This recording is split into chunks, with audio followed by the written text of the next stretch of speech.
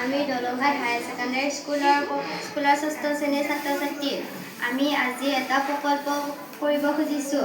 প্ৰকল্পটোৰ বিষয়বস্তু হৈছে পেলনীয়া কাগজ। পেলনীয়া কাগজৰ পুনৰ ব্যৱহাৰ। আমি সাধাৰণতে জন্মদিনবিলাকত বা সৰু ল'ৰা ছোৱালীবোৰৰ খেলিবৰ বাবে দোকানৰ পৰা অতি সহজে পোৱা প্লাষ্টিকৰ পুতলা বা টেডি বেয়াৰবোৰ আনি দিওঁ। যেতিয়া পুতলাটো পুৰণি হ'ব বা ভাঙি ছিঙিব তেতিয়া আমি পেলাই দিওঁ। এইবোৰ কিন্তু পচি নাযায়। এইবোৰে পানী আৰু মাটিৰ প্ৰদূষণ বঢ়ায়। গতিকে আমি এইবোৰ ক্ষেত্ৰত পেলনীয়া কাগজ ব্যৱহাৰ কৰিব পাৰোঁ।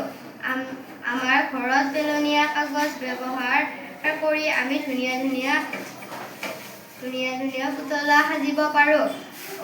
এই পুতলাবোৰ আমি সৰু ল'ৰা ছোৱালীবোৰৰ জন্মদিনত উপহাৰ হিচাপে দিয়াৰ উপৰিও ঘৰতো ধুনীয়াকৈ সজাই থ'ব পাৰোঁ।